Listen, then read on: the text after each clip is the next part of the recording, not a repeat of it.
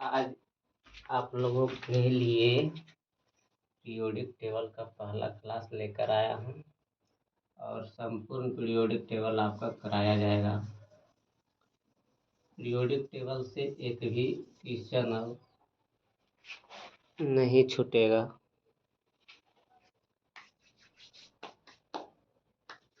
तो पहला देखिए क्या है, आपको समझते जाना है, याद करना है। वर्तमान में कितने तत्वों की जानकारी है? तो वर्तमान में कुल 118 तत्वों की जानकारी है। कितना है? वर्तमान में कुल 118 तत्वों की जानकारी है। तो इन सभी तत्व जो भी हैं उनके गुण अलग अलग हैं। इनमें से 94 तत्व ये पूरा है जो कि वर्तमान में जानकारी है। 118 तत्व वर्तमान में पूरा 118 तत्व हैं। इन तत्वों में सभी का गुण अलग अलग होता है और उसमें से 94 तत्व है जो प्राकृतिक रूप से पाए जाते हैं। प्राकृतिक रूप से पाए जाते हैं कितने तत्व? 94 तत्व प्राकृतिक रूप से पाए जाते हैं। प्राकृतिक रूप से 94 तत्व पाए जाते हैं। सबसे पहले ज्ञात जो तत्व थे उनमें से सबसे पहले ज्ञात तत्वों को धातु एवं अधातु में वर्गीकृत करने का प्रयास किया गया था। वर्गीकृत करने का प्रयास किया गया ताकि अव्यवस्थित को व्यवस्थित किया जा सके। तो पहले तो 118 वर्तमान में अभी जो भी हैं तत्व हैं उनमें से 94 वो प्राकृतिक है। और जब सबसे पहले तत्वों को ज्ञात किया गया था तो उसको सिर्फ धातु और अधातु में बांटा गया था। उसमें उपधातु या मतलब उपधातु या गैस ये सब कुछ नहीं चर्चा था, सिर्फ धातु और अधातु में चर्चा किया गया था।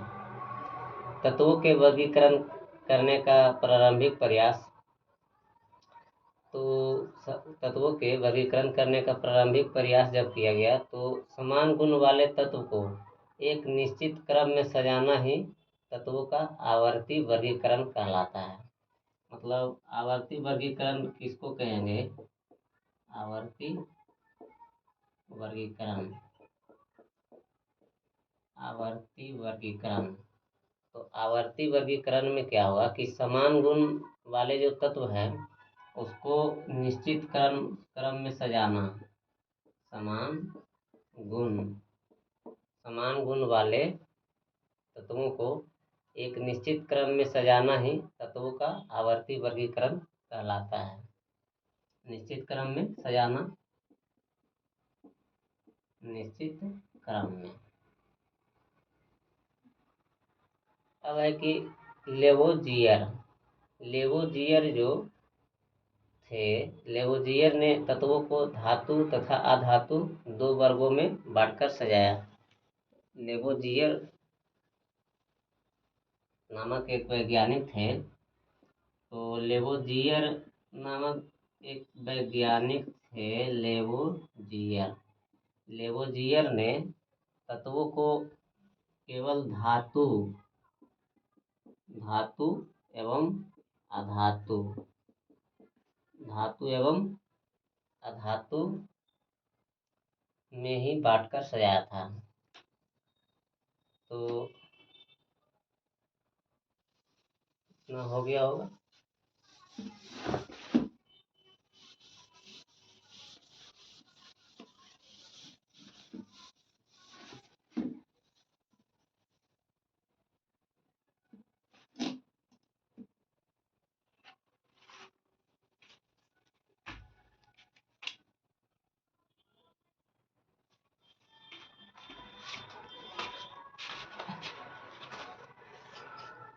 आवर्त सारणी में इन दोनों प्रकार के तत्वों को एक काली टेढ़ी मेढ़ी रेखा द्वारा अलग किया गया है। तो किन दोनों तत्वों को? तो धातु एवं अधातु को आवर्त सारणी में एक काली टेढ़ी मेढ़ी रेखा, एक काली काली टेढ़ी मेढ़ी रेखा द्वारा अलग किया गया है। इस सारणी में बाईं तरफ मुख्यतः धातुओं का स्थान एवं दाईं तरफ अधातुओं का स्थान है। बाईं तरफ जो है, बाईं तरफ किसका स्थान है? धातु का। और दाईं तरफ जो है, दाईं तरफ आपका अधातु का स्थान है।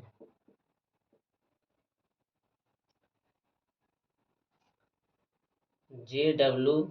डोवे रायनर 1780 से 1849। उतना लंबा नाम नहीं याद रह पाएगा, इसलिए डायरेक्ट आप लोग याद रखिए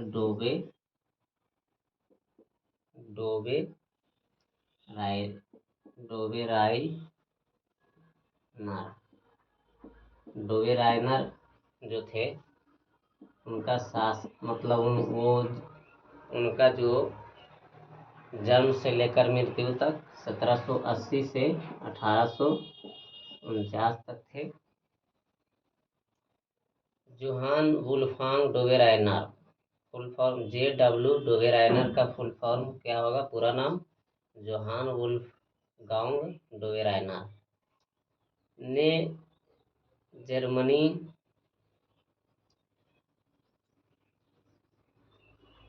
जर्मनी के म्यून्सबर्ग में अवधि विज्ञान की पढ़ाई की। ये जो डोवे रायनर थे वो जर्मनी के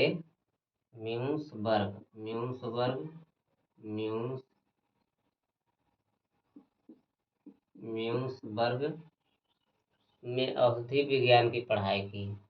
किसका पढ़ाई की थी? अवधि विज्ञान की पढ़ाई की। उसके बाद स्ट्रेसबर्ग में रसायन शास्त्र का अध्ययन किया। और इसके बाद कहाँ? स्ट्रेसबर्ग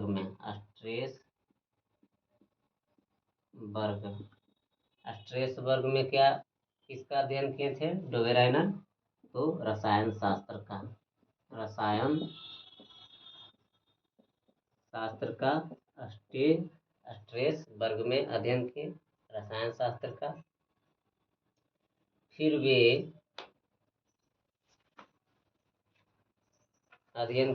वे जेना विश्वविद्यालय में रसायन एवं औषधि विज्ञान के प्रोफेसर बन गए डोवे रायनर। इसके बाद क्या, कहाँ? जेना विश्वविद्यालय में रसायन और औषधि विज्ञान के प्रोफेसर बन गए। रसायन क्या? केमिस्ट्री। और औषधि क्या होगा? इलाज से संबंधित, मतलब रसायन और औषधि विज्ञान के प्रोफेसर बन गए।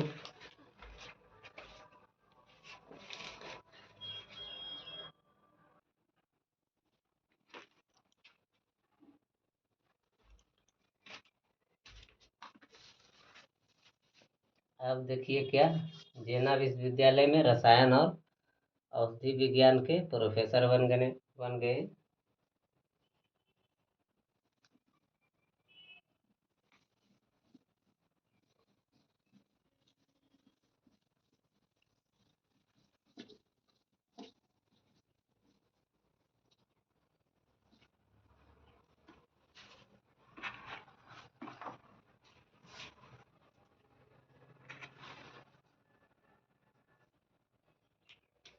उन्होंने ही सबसे पहले प्लेटिनम को उत्प्रेरक के रूप में पहचाना।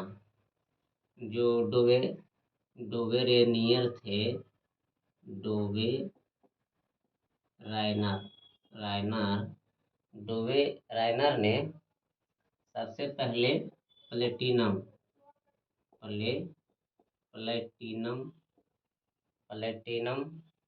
को उत्प्रेरक के रूप में पहचाना तथा समान त्रिक की खोज की।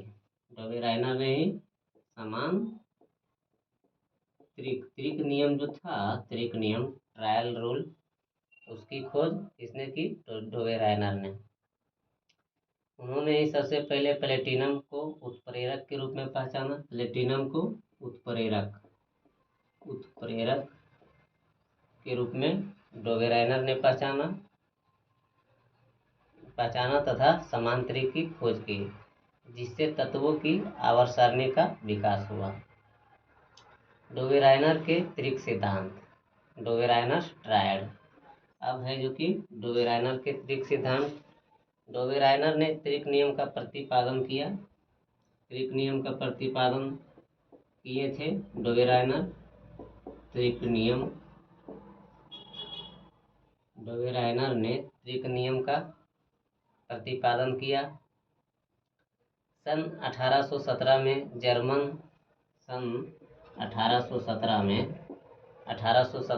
जर्मन रसायन शास्त्र डोवेराइनर ने समान गुणधर्मों वाले तत्वों को समूहों में व्यवस्थित करने का प्रयास किया। कब? 1817 में। 1817 में जर्मन रसायन शास्त्र, जर्मनी के थे डोवेराइनर, तो जर्मनी के थे और रसायन शास्त्र वही मतलब केमिस्ट्री में अध्ययन किए थे। उनका मतलब पढ़ाया हुआ था केमिस्ट्री में और औषधि विज्ञान में। तो 1817 में जर्मन रसायन शास्त्र डोवेराइनर ने समान गुणधर्मों वाले, समान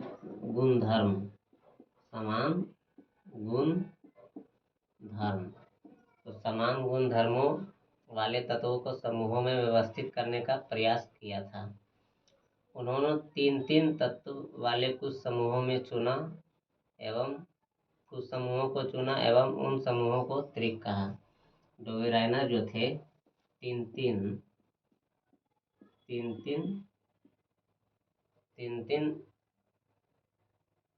तत्व को समान गुणधर्म के अनुसार चुना और उन्हें त्रिक कहा।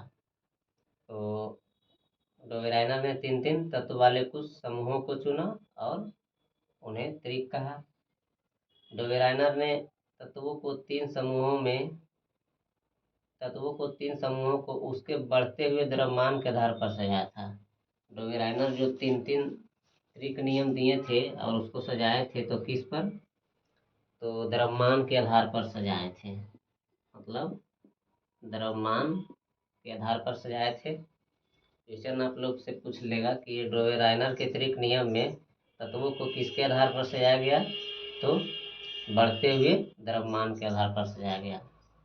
बढ़ते हुए द्रव्यमान के आधार पर सजाया गया था डोवेराइनर के त्रिक नियम में। तो वही कह रहा है कि डोवेराइनर ने तत्वों को तीन समूहों को उसके बढ़ते हुए द्रव्यमान के आधार पर सजाया और बताया कि शुरू तथा अंतिम तत्व के द्रव्यमान का औसत बीच वाले तत्व के द्रव्यमान के बराबर होता है।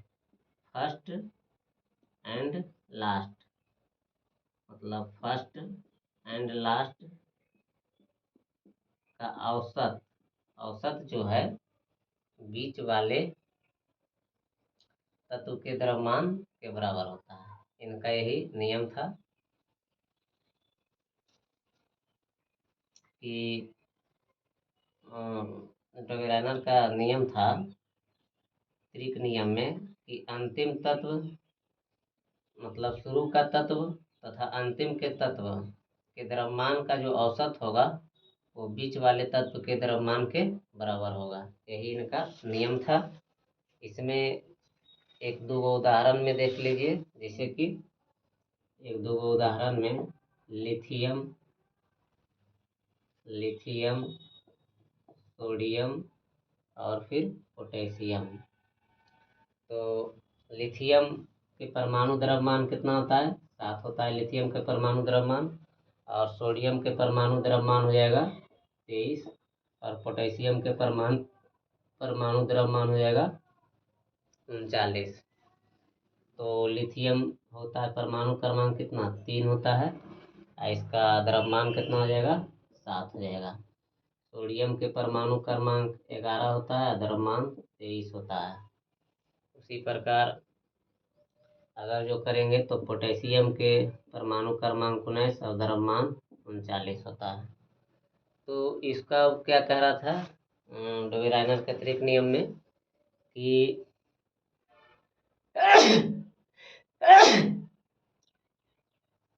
शुरू तथा अंतिम के परमाणु द्रव्यमान का औसत। तो पहला के परमाणु द्रव्यमान कितना है, 7 है, और अंतिम के परमाणु द्रव्यमान कितना है, 39 है। दोनों का औसत निकालने पर कितना आएगा, 39 7 कितना 46 हो जाएगा, और बटा 2 तो आएगा कितना 23 आएगा। तो 23 आएगा। तो यही इनका कहना था कि शुरू के और अंतिम के तत्व के परमाणु द्रव्यमान का औसत जो आएगा वो बीच वाले तत्व के द्रव्यमान के बराबर आएगा। तो यहाँ भी देखिए 23 है, यहाँ भी 23 है। तो यही इनका कहना था। अब आगे देखिए,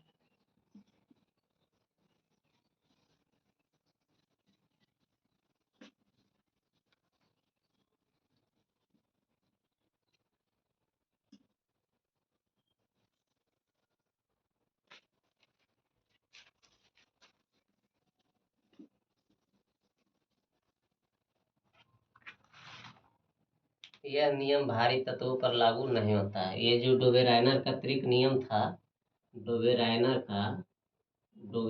का त्रिक नियम जो है भारी तत्वों पर लागू नहीं होता है। भारी तत्वों पर लागू नहीं होता है। डोबेराइनर का त्रिक नियम भारी तत्वों पर लागू नहीं होता है। डोबेराइनर का त्रियक, तो इसमें देखिए क्या क्या आ जाता है त्रिक नियम में, मतलब किन किन तत्वों पर यह नियम फॉलो करता है। तो इसमें पहला त्रिक नियम, पहला ट्रायड में क्या हो जाएगा, लिथियम, सोडियम और पोटेशियम पहला ट्रायड में होगा। इनका परमाणु द्रव्यमान जो है त्रिक नियम के अनुसार फॉलो किया जाता है। मतलब डोबेराइनर का नियम के अनुसार लिथियम, सोडियम, पोटेशियम का गुण और नियम फॉलो करता है। उसके बाद होगा कैल्शियम और स्ट्रोंशियम, और उसके बाद है बैंडियम, इसका भी फॉलो कर जाता है। और उसके बाद तीसरा है क्लोरीन, ब्रोमीन, आयोडीन। ये तीनों का त्रिक नियम सही है डोबेराइनर के अनुसार। लिथियम, सोडियम, पोटेशियम त्रिक नियम में आ जाता है, और कैल्शियम, स्ट्रोंशियम, बैंडियम ये भी फॉलो करता है डोबेराइनर का नियम, और क्लोरीन, ब्रोमीन, आयोडीन भी फॉलो करता है। अब अगला है कि तत्वों का सबसे पहले वर्गीकरण किसने किया था। तो तत्वों का सबसे पहले वर्गीकरण किसने किया था, तो आपका आंसर होगा डोबेराइनर। तत्वों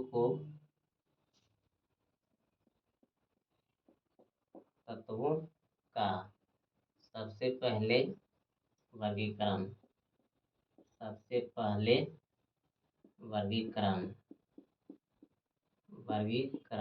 इसने किया। तो आंसर हो जाएगा डोबेराइनर। तत्वों का सबसे पहले वर्गीकरण किसने किया, तो डोबेराइनर ने किया। अब अगला है देखिए कि तत्वों के वर्गीकरण से संबंधित त्रियक के नियम का प्रतिपादन किसने किया। तो त्रियक के नियम का प्रतिपादन किसने किया, तो त्रियक के नियम का प्रतिपादन भी किसने किए थे, तो डोबेराइनर ने किए थे। अगला है डोबेराइनर के त्रिक के अनुसार 3 तत्वों को उनके परमाणु द्रव्यमान के आरोही मतलब बढ़ते क्रम में रखने पर बीच वाले तत्व का परमाणु द्रव्यमान अन्य 2 तत्वों के परमाणु द्रव्यमान का लगभग क्या होता है, तो लगभग क्या होगा, तो इसमें आपका आंसर हो जाएगा लगभग औसत होता है, लगभग औसत। क्वेश्चन इसको फिर से समझिए क्या कह रहा है कि डोबेराइनर के त्रिक के अनुसार, मतलब डोबेराइनर के त्रिक नियम के अनुसार तीनों तत्वों को उनके परमाणु द्रव्यमान के आरोही क्रम में मतलब बढ़ते क्रम में रखने पर बीच वाले तत्व का जो परमाणु द्रव्यमान होता है वो अन्य दो तत्वों के परमाणु द्रव्यमान का लगभग क्या होता है डोबेराइनर के अनुसार। तो लगभग क्या होता है, औसत होता है, लगभग औसत होता है। जैसे लिथियम, सोडियम, पोटेशियम, तो लिथियम के परमाणु द्रव्यमान 7 था और सोडियम के परमाणु द्रव्यमान कितना था, 23 था, और पोटेशियम के परमाणु द्रव्यमान 39 था। तो यही डोबेराइनर के कहना था कि ये दोनों का, इसका और इसका जो परमाणु द्रव्यमान है और ये जो परमाणु द्रव्यमान है, इसको आरोही क्रम में पहले सजाने के बाद, मतलब बढ़ते क्रम में सजाने के बाद, ये दोनों का औसत निकालने के बाद क्या होगा कि जो औसत आएगा वो बीच वाले द्रव्यमान के, बीच वाले तत्व के द्रव्यमान के बराबर होगा। तो वही यहाँ पर हो जाएगा क्या, आंसर औसत हो जाएगा। डोबेराइनर ने ज्ञात तत्वों में कितने त्रिक को ज्ञात कर लिया था। तो डोबेराइनर जो थे, एक पूरा तत्व कितना ज्ञात था, 118।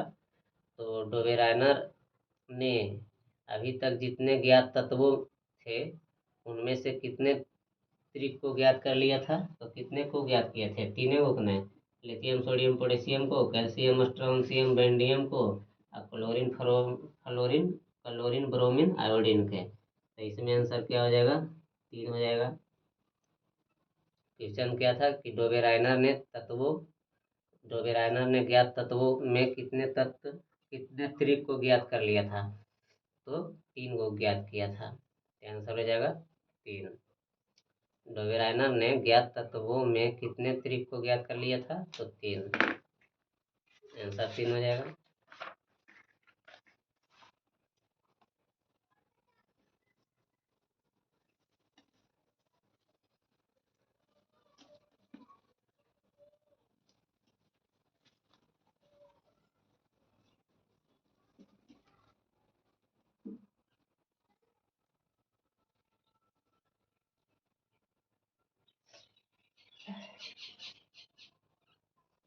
अगला देखिए है कि इसमें चुनना है कि निम्नलिखित में कौन डोबेराइनर द्वारा ज्ञात त्रिक में से एक नहीं है।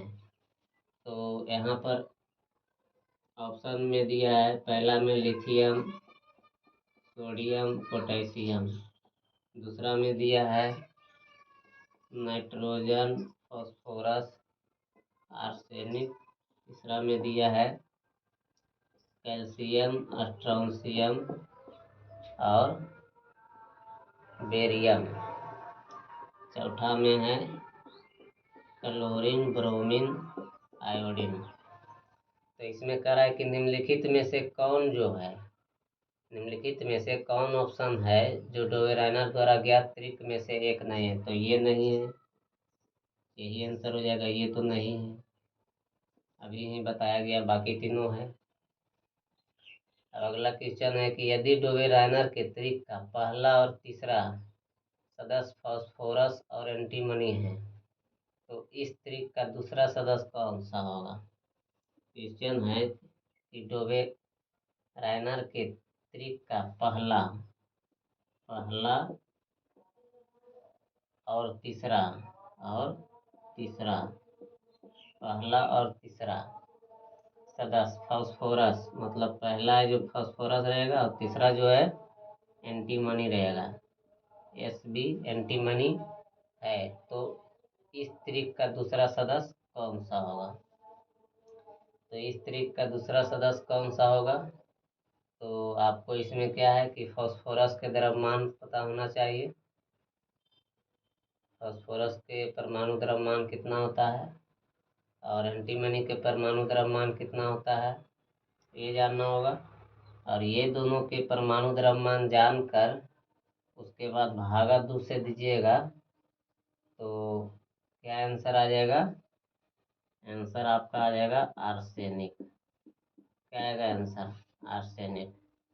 फास्फोरस का द्रव्यमान और जोड़ एंटीमनी का द्रव्यमान, दोनों को जोड़कर 2 से भागा देने पर किसका आएगा द्रव्यमान, तो आर्सेनिक का द्रव्यमान आएगा। आंसर आपका हो जाएगा आर्सेनिक। अब है अगला आपको पढ़ना न्यूलैंड्स का अष्टक। क्या पढ़ना है? न्यूलैंड्स का अष्टक। तो इसमें देखिए ये भी जान लीजिए कि फास्फोरस का परमाणु द्रव्यमान कितना होता है? 31 होता है। और एंटीमनी का परमाणु द्रव्यमान कितना हो जाएगा? 121 हो जाएगा। और जब दोनों को जोड़िएगा तो कितना हो जाएगा? 31 प्लस 121/2। 1 1 2 3 2 5 1/2। तो ये आ जाएगा कितना? 76 आ जाएगा। और 76 जब आया तो 76 किसका द्रव्यमान हो जाएगा? तो आपका आर्सेनिक का हो जाएगा।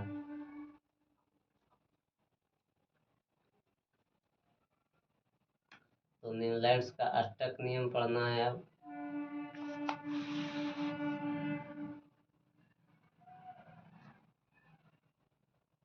न्यूलैंड जो थे अष्टक नियम दिए थे, तो उसमें न्यूलैंड अष्टक नियम कब दिए थे?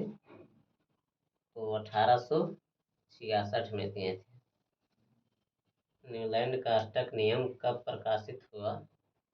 तो 1866 में हुआ। न्यूलैंड्स का अष्टक नियम।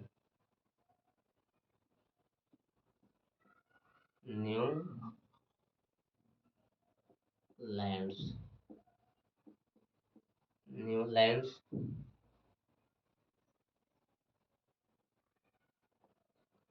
का अष्टक नियम। न्यूलैंड्स का अष्टक नियम। तो न्यूलैंड का अष्टक नियम सबसे पहले कब प्रकाशित हुआ? तो 1866 में हुआ। 1866 में न्यूलैंड्स के तत्वों को उसके बढ़ते हुए परमाणु द्रव्यमान के आधार पर सजाया। न्यूलैंड्स भी सजाए थे तत्व को किसके आधार पर? तो परमाणु बढ़ते हुए बढ़ते हुए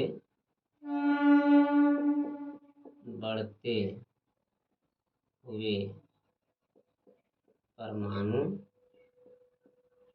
द्रव्यमान के आधार पर। न्यूलैंड्स भी तत्वों को बढ़ते हुए परमाणु द्रव्यमान के आधार पर सजाया और बताया कि पहले तत्व का गुण 8वें तत्व के गुण से मिलता है।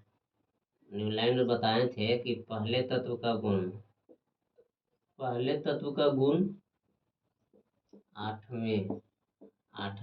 के गुण से मिलता है।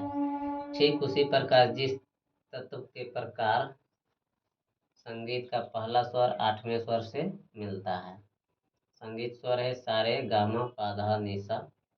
उसी प्रकार तो न्यूलैंड्स के समय ज्ञात तत्वों की संख्या 56 थी। न्यूलैंड्स के समय ज्ञात तत्वों की संख्या कितना थी? 56 थी। सबसे पहले न्यूलैंड्स ने बताया था कि तत्वों के परमाणु द्रव्यमान तथा उसके गुणों में कुछ संबंध है। सबसे पहले न्यूलैंड्स ने बताया था कि तत्वों के परमाणु द्रव्यमान तत्वों के परमाणु द्रव्यमान तथा उसके गुणों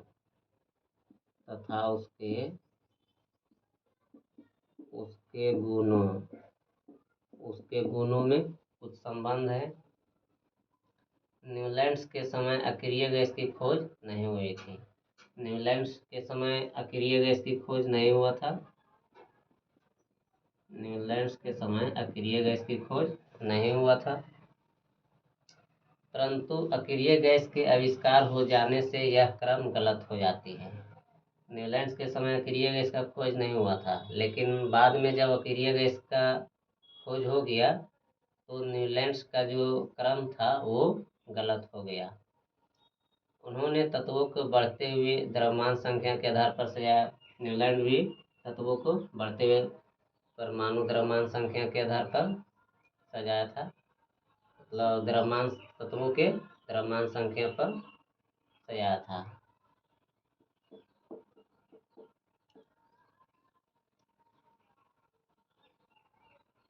लोथर मेयर ने परमाणु द्रव्यमान तथा परमाणु आयतन के बीच ग्राफ खींचकर तत्वों को सजाया। एक और वैज्ञानिक थे, लोथर मेयर। कौन? Lothar Meyer. तो लोथर मेयर ने परमाणु द्रव्यमान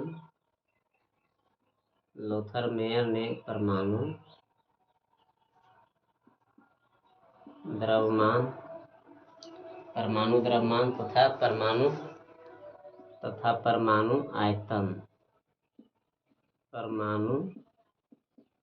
आयतन के बीच ग्राफ खींचकर तत्वों को सजाया था लोथर ने। अब आगे देखिए,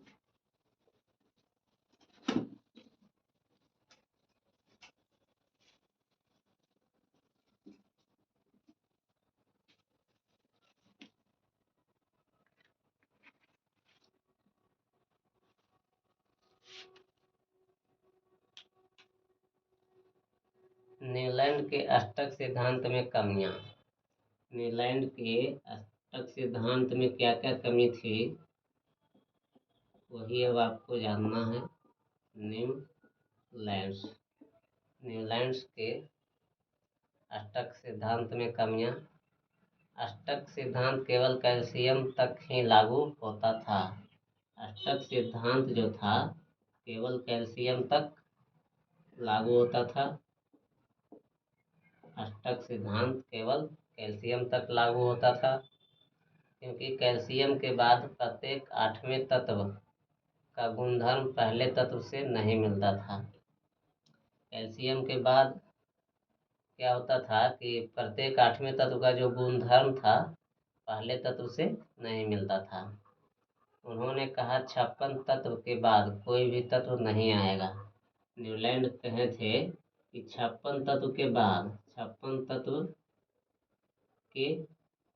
तत्व के बाद कोई तत्व नहीं आएगा, लेकिन यह बात गलत हो गया। न्यूलैंड ने कल्पना की प्रकृति में केवल 56 तत्व विद्यमान है। न्यूलैंड के कहना था कि प्रकृति में केवल 56 तत्व है, ये है, तथा भविष्य में कोई अन्य तत्व नहीं मिलेगा। उनका कहना था कि इसके बाद मतलब कोई तत्व मिलेगा ही नहीं, केवल 56 तत्व रहेगा। लेकिन बाद में कई तत्व पाए गए जिनके गुणधर्म अष्टक सिद्धांत से नहीं मिल पाते थे। लेकिन उसके बाद हुआ कि बहुत सारा तत्व मिल गया जो कि अष्टक नियम का पालन नहीं करता था। आयरन को कोबाल्ट एवं निकेल से दूर रखा गया। न्यूलैंड के अष्टक नियम में क्या हुआ था कि आयरन को कोबाल्ट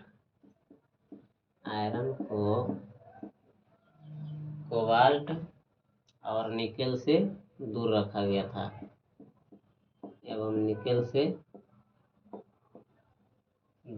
गया था। न्यूलैंड के अष्टक नियम में आयरन को कोबाल्ट एवं निकेल से दूर रखा गया, जबकि उनके गुणधर्मों में समानता होती है। मतलब आयरन, कोबाल्ट और निकेल तीनों के गुणधर्म में समानता होता है, मतलब तीनों के गुणधर्म समान है। लेकिन न्यूलैंड के अष्टक नियम में आयरन को कोबाल्ट और निकेल से दूर रखा गया था, जो कि यह नहीं होना चाहिए था। इसीलिए आयरन को कोबाल्ट एवं निकेल से दूर रखा गया। यह बात नहीं होना चाहिए था, जो कि न्यूलैंड के अष्टक सिद्धांत में कमी का कारण बना। न्यूलैंड अष्टक सिद्धांत केवल हल्के तत्वों के लिए ही ठीक से लागू हो पाया। न्यूलैंड का अष्टक सिद्धांत जो था केवल हल्के तत्वों के लिए ही लागू हो पाया था। नोबेल गैसों की खोज के पश्चात अष्टक का सिद्धांत अप्रासंगिक हो गया। जब नोबल गैस की खोज हो गया, नोबल गैस की खोज हुआ, नोबल गैस की खोज जब हो गया तो न्यूलैंड का जो अष्टक सिद्धांत था, अष्टक सिद्धांत वह अप्रासंगिक हो गया, मतलब गलत साबित हो गया। असमान तत्वों एक साथ और समान तत्वों को अलग अलग रखा। असमान जो तत्व था, न्यूलैंड क्या किए थे कि असमान जो तत्व थे उनको एक साथ और समान जो तत्व थे उसको अलग अलग रखे थे। न्यूलैंड क्या किए थे कि असमान तत्व को एक साथ कर दिए थे, एक साथ, और समान तत्व को अलग अलग कर दिए थे, अलग अलग। तो ये सब न्यूलैंड की कमियां थी। अब है डोबेराइन मेंडलीफ। तो मेंडलीफ के बारे में अब आपको जानना है, और मेंडलीफ के बारे में पढ़ना है। क्या है? मेंडलीफ 1834 में आए और 1907 तक रहे। मेंडलीफ का पूरा नाम हुआ दमित्री इवानोविच मेंडलीफ। मेंडलीफ का पूरा नाम क्या हुआ? Dmitri Ivanovich Mendeleev. तो मेंडलीफ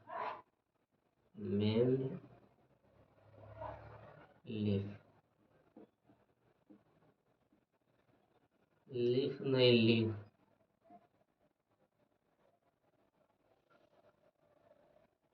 ऐसे तो लीफ लिखा हुआ है हिंदी में, मेंडलीफ। तो मेंडलीफ का क्या है कि 1834 से 1907 तक रहे मेंडलीफ। मेंडलीफ का जन्म 8 फरवरी 1834। मेंडलीफ का जो जन्म था, जन्म 8 फरवरी, मेंडलीफ का जन्म 8 फरवरी 1834 को रूस के पश्चिमी साइबेरिया, रूस के पश्चिमी साइबेरिया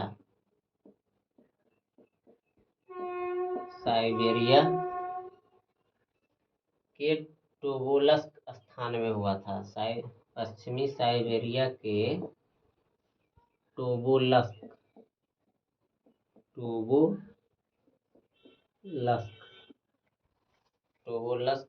स्थान में हुआ था।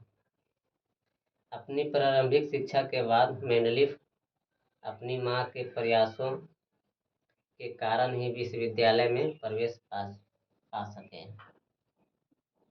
मां के प्रयासों के कारण ही विश्वविद्यालय में प्रवेश पा सके। अपनी खोज को उन्होंने मां को समर्पित करते हुए लिखा। मेंडलीफ ने अपनी खोज को मां को समर्पित करते हुए लिखा कि उन्होंने मुझे उदाहरण देकर समझाया, प्यार से समझाया, अपने शेष संसाधनों एवं शक्ति व्यय करके मेरे साथ विभिन्न स्थानों पर गई। वह जानती थी कि विज्ञान की मदद से बिना हिंसा के, लेकिन प्यार एवं दृढ़ता से अंधविश्वास, असत्य धारणाओं एवं गलतियों को दूर किया जा सकता है। उनके द्वारा प्रस्तावित तत्वों की व्यवस्था को मेंडलीफ की आवर्त सारणी कहा जाता है। मेंडलीफ जो तत्व को प्रसारित किए थे उसको क्या चीज? आवर्त सारणी कहा जाता है, आवर्त सारणी कहा जाता है। आवर्त सारणी रसायन में एक मेव सिद्धांत साबित हुआ। आवर्त सारणी जो है रसायन में, मतलब केमिस्ट्री में, एकमेव सिद्धांत साबित हुआ। इससे नए तत्वों की खोज के लिए प्रेरणा मिली। उससे नए तत्वों की खोज के लिए प्रेरणा मिली।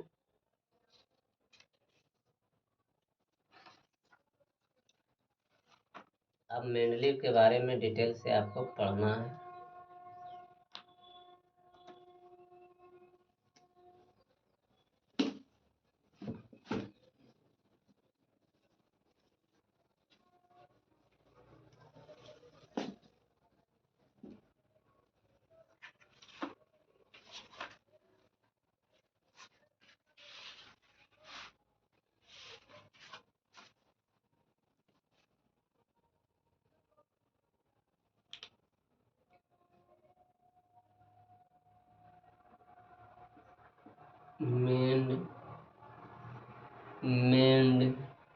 मेंडेलीव इंग्लिश में है, हिंदी में मेंडलीव लिखाता है। तो मेंडलीव का आवर्त नियम, मेंडलीव का आवर्त नियम, मेंडलीव का आवर्त नियम का निर्माण कब हुआ? तो मेंडलीव का आवर्त नियम का निर्माण 1869 में हुआ। मेंडलीव को आवर्त सारणी का जन्मदाता कहा जाता है। मेंडलीव को आवर्त सारणी का जन्मदाता कहा जाता है। मेंडलीव के समय ज्ञात तत्वों की संख्या 63 थी। मेंडलीव के समय ज्ञात तत्वों की संख्या कितना थी? तो 63 थी। इसने आवर्त सारणी को ताश के पत्ते पर लिखे थे। मेंडलीव ने आवर्त सारणी को ताश के पत्ते पर लिखे थे। ताश के पत्ते पर लिखे थे। मेंडलीव द्वारा बनाई गई आवर्त सारणी में 9 वर्ग 7 आवर्त थे। मेंडलीव द्वारा बनाई गई आवर्त सारणी में 9 वर्ग और 7 आवर्त थे। मेंडलीव द्वारा बनाई गई आवर्त सारणी में 9 वर्ग और 7 आवर्त थे। मेंडलीव के आवर्त सारणी नियम के अनुसार तत्वों को उनके परमाणु भारों के आवर्ती फलन होते हैं। मेंडलीव के आवर्त सारणी नियम के अनुसार तत्वों के जो गुण है उनके परमाणु भारों के आवर्ती फलन होते हैं। मतलब इतना नहीं याद रखना है, सीधे याद रखना है कि मेंडलीव का जो आवर्त सारणी था वो परमाणु भारों के अनुसार कार्य करता था। परमाणु भार के अनुसार सजाया गया था मेंडलीव के द्वारा आवर्त सारणी को। मेंडलीव के द्वारा आवर्त सारणी को परमाणु भार के अनुसार सजाया गया था, सीधा याद रखना है। तो मेंडलीव के आवर्त सारणी नियम के अनुसार तत्वों के गुण उनके परमाणु भारों के आवर्ती फलन होते हैं। कहने का मतलब तत्वों को उनके बढ़ते परमाणु भार के क्रम में व्यवस्थित करने पर समान भौतिक व रासायनिक गुण वाले विभिन्न तत्व एक निश्चित अंतराल के बाद फिर से आते हैं। वही बात है कि बढ़ते हुए परमाणु भार के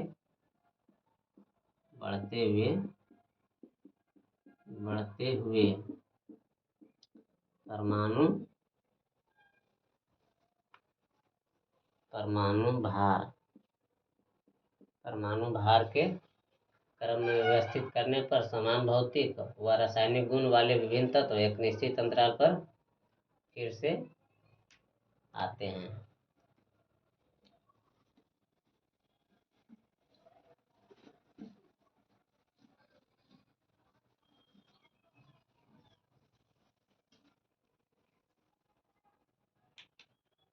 अब है मेंडलीव की आवर्त सारणी की उपलब्धियां।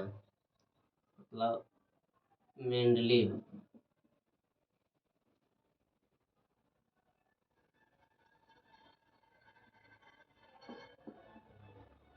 मेंडलीव मेंडलीव की आवर्त सारणी की उपलब्धियां उपलब्धियां मेंडलीव की आवर्त सारणी की उपलब्धियां। तो क्या क्या है उपलब्धियां? समान गुणधर्मों वाले तत्व समान समूह में रखे गए। समान जो गुणधर्म था, समान गुणधर्म वाले तत्व समान समूह में रखे गए।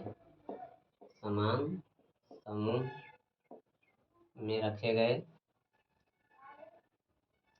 समान गुणधर्म वाला तत्व समान समूह में रखा गया था, जबकि रखे थे मेंडलीव क्या चीज, परमाणु, बढ़ते हुए परमाणु द्रव्यमान के आधार पर। फिर भी उनके आवर्त सारणी में समान गुणधर्म वाला तत्व समान समूह में रखा गया था। तत्वों के ऑक्सीजन एवं हाइड्रोजन के साथ बनने वाले यौगिक पर ध्यान केंद्रित किया। मेंडलीव जो थे वो तत्वों को ऑक्सीजन एवं हाइड्रोजन के साथ बनने वाले यौगिक पर ध्यान केंद्रित किए थे। मेंडलीव तत्वों के ऑक्सीजन एवं हाइड्रोजन के साथ जो भी यौगिक बनता था उस पर ध्यान केंद्रित किए थे। मेंडलीव ने उस समय तक ज्ञात सभी तत्वों के शामिल करने के अतिरिक्त बहुत से अज्ञात तत्वों के लिए स्थान रिक्त रखे थे। मेंडलीव देखिए क्या किए थे कि मेंडलीव के समय में 63 तत्व ज्ञात था, लेकिन फिर भी वो क्या किए थे कि उस समय तक 63 तत्व ज्ञात होने के बाद उसको शामिल करने के बाद भी मतलब बहुत अज्ञात तत्व था, उसके लिए स्थान खाली रखे थे। मेंडलीव स्थान खाली रखे थे, स्थान रिक्त रखे थे या खाली रखे थे अज्ञात तत्वों के लिए। मेंडलीव जब मेंडलीव की आवर्त सारणी प्रकाशित हुई तब गैलियम तथा जर्मेनियम तत्वों की खोज नहीं हुई थी।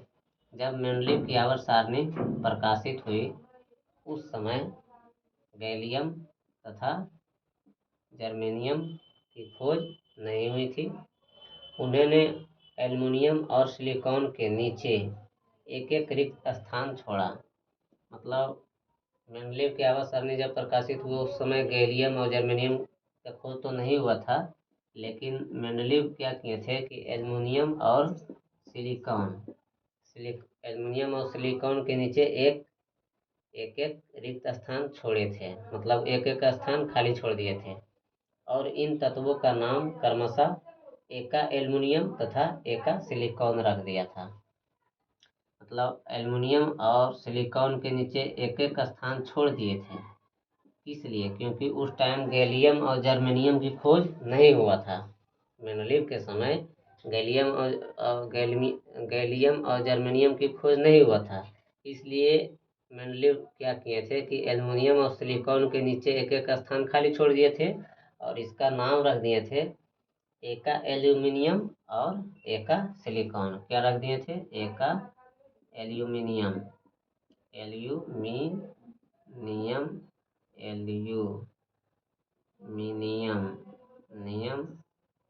और एका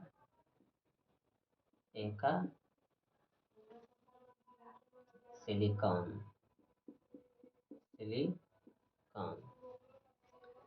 तो इसीलिए कहा गया कि जब मेंडलीव की आवर्त सारणी प्रकाशित हुई तब गैलियम तथा जर्मेनियम तत्वों की खोज नहीं हुई थी। उन्होंने एल्युमिनियम और सिलिकॉन के नीचे एक एक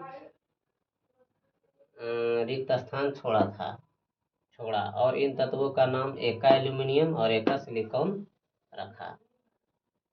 अब आगे है मेंडलीव का आवर्त सारणी के दोष।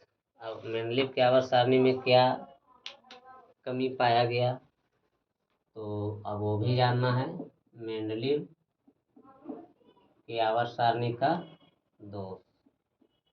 मेंडलीव की आवर्त सारणी का दोष क्या था, मतलब कमी क्या पाया गया, दिक्कत क्या हुआ। समस्थानिकों के लिए कोई स्थान निश्चित नहीं था। मेंडलीव के आवर्त सारणी में समस्थानिकों के लिए मेंडलीव के आवर्त सारणी में समस्थानिकों के लिए कोई स्थान निश्चित नहीं था। तो यह तो गलत हो गया, नहीं होना चाहिए, अति निश्चित होना चाहिए था। तो इसीलिए मेंडलीव की आवर्त सारणी का दोष पहला नंबर यह है कि समस्थानिक के लिए कोई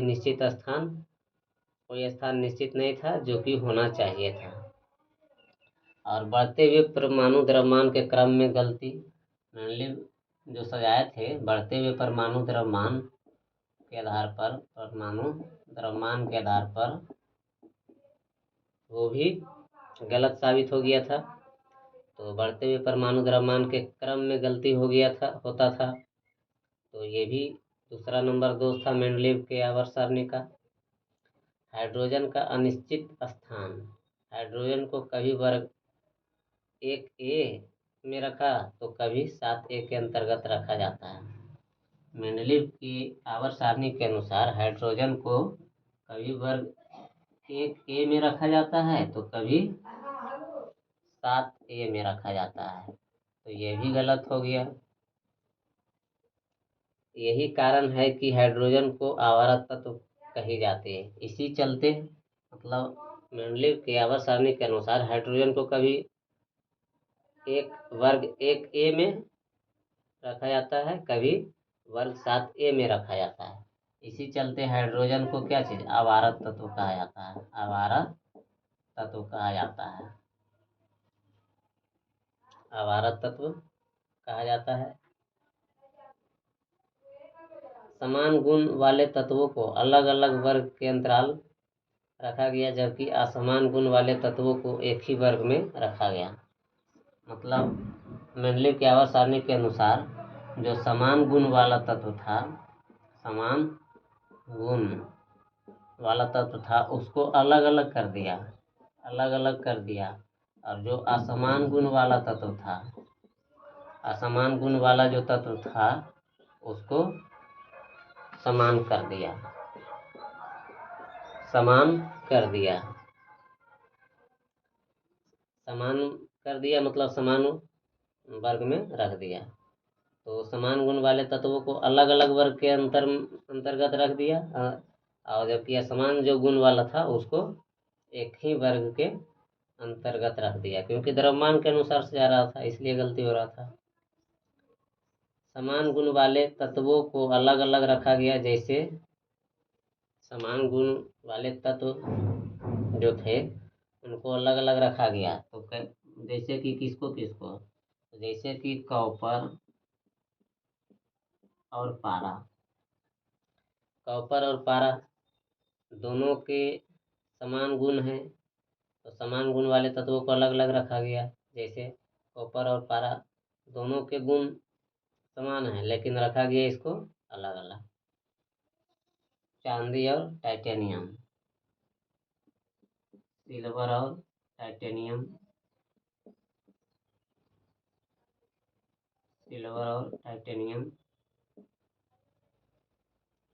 सोना और प्लेटिनम, बेरिलियम और लेड। ये समान गुण वाले तत्वों को अलग अलग रखा गया। ये कॉपर पारा समान गुण वाले तत्व हैं, लेकिन दोनों को अलग कर दिया गया। चांदी टाइटेनियम समान गुण वाले तत्व हैं, लेकिन इनको भी अलग अलग कर दिया गया। तो सोना प्लेटिनम समान गुण वाले तत्व हैं, लेकिन उनको अलग अलग कर दिया गया। बेरिलियम लेड समान गुण वाले तत्व हैं, लेकिन इनको भी अलग अलग कर दिया गया। तो ये सब गलती थे मेंडलीव के आवर्त सारणी में।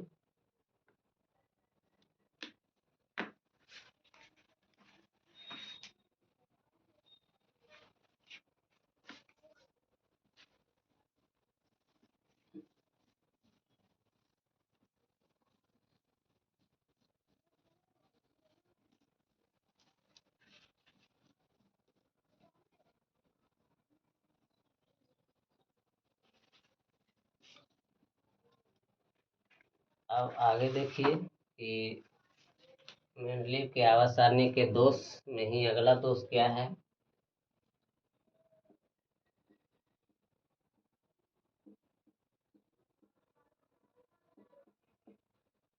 मेंडलीव के आवाज सारणी के दोष में ही अगला दोष क्या है कि आठवें वर्ग में 3 तत्वों को एक साथ समूहित करना। आठवें वर्ग में आठवें वर्ग में आठवें वर्ग में आठवें वर्ग में 3 तत्वों को एक साथ समूहित करना, वो भी गलत, वो भी नहीं करना चाहिए था। तो मेंडलीव क्या किए थे कि आठवें वर्ग में 3 तत्वों को एक साथ समूहित कर दिए थे। अगला दोष क्या था, कुछ भिन्न भिन्न गुणों वाले तत्वों को एक साथ रखा गया, जैसे कि क्षार धातु में लिथियम सोडियम पोटेशियम आदि अत्यधिक क्रियाशील है, जिन्हें अल्प क्रियाशील मृदा धातुओं में रखा गया है। Lithium sodium potassium, lithium sodium potassium, तो कुछ भिन्न भिन्न गुण वाले तत्वों को एक साथ रखा गया था, जैसे क्षार धातु में लिथियम सोडियम पोटेशियम, ये सब क्षार धातु में है, तो इनको एक साथ रखा गया था। अत्यधिक क्रियाशील है ये जब, और ये सब अत्यधिक क्रियाशील है, लेकिन क्या किया था, इनको एक साथ रख दिया गया था, जिन्हें अब क्रियाशील मृदा धातुओं में रखा गया है। इसको मतलब क्या हुआ था कि मेंडलीव की आवर्त सारणी में इसको, ये क्षार धातु है, क्या है, ये सभी क्षार धातुएं हैं, क्षार धातुएं हैं, क्षार धातुएं हैं, लेकिन क्या किया था, और क्षार धातुएं हैं और ये अत्यधिक क्रियाशील हैं। लिथियम सोडियम पोटेशियम जो है क्षार धातुएं हैं और अत्यधिक क्रियाशील हैं, अत्यधिक क्रियाशील है। लेकिन क्या किए थे मेंडलीव कि इसको, लिथियम सोडियम पोटेशियम को अल्प क्रियाशील में रख दिए थे, अल्प क्रियाशील में रख दिए थे, और अल्प क्रियाशील में रख दिए थे, जो कि मृदा धातुओं में आता है। मृदा धातुओं के अंतर्गत अल्प क्रियाशील में रख दिए थे। मेंडलीव लिथियम सोडियम पोटेशियम को मृदा धातु के अंतर्गत अल्प क्रियाशील में रख दिए थे, जबकि होना चाहिए था लिथियम सोडियम पोटेशियम क्षार धातु के अंतर्गत क्रियाशील में। तो यह भी गलती था उनका, मेंडलीव का। लेंथेनाइड व एक्टिनाइड श्रेणी के तत्वों के लिए आवर्त सारणी में कोई स्थान नहीं था। मतलब मेंडलीव की आवर्त सारणी में लेंथेनाइड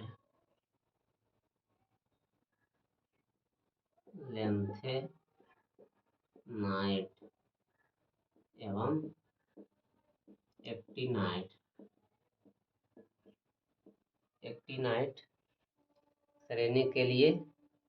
श्रेणी के तत्वों के लिए आवर्त सारणी में कोई स्थान नहीं था, तो यह भी गलत था। मेंडलीव की आवर्त सारणी में लेंथेनाइड एक्टिनाइड के लिए कोई स्थान नहीं था, तो यह चीज भी गलत हो गया, होना चाहिए था। उच्च परमाणु भार वाले तत्वों को कम परमाणु भार वाले तत्वों के पहले रखा गया। मतलब जो उच्च परमाणु, जिसका परमाणु भार अधिक होता था, उसको कम परमाणु भार वाले तत्व के पहले रख दिया गया था, तो यह भी गलत हो गया था, यह भी नहीं होना चाहिए था। जैसे आयोडीन के 126 पॉइंट, आयोडीन के 126.92 होता है, और टेल्यूरियम के 127.61 होता है। तो क्या हुआ था कि आयोडीन को बाद में रखे थे और टेल्यूरियम को पहले रख दिए थे। मतलब आयोडीन को बाद में रख दिया गया था और टेल्यूरियम के पहले रख दिया गया था, तो यह भी गलत हो गया।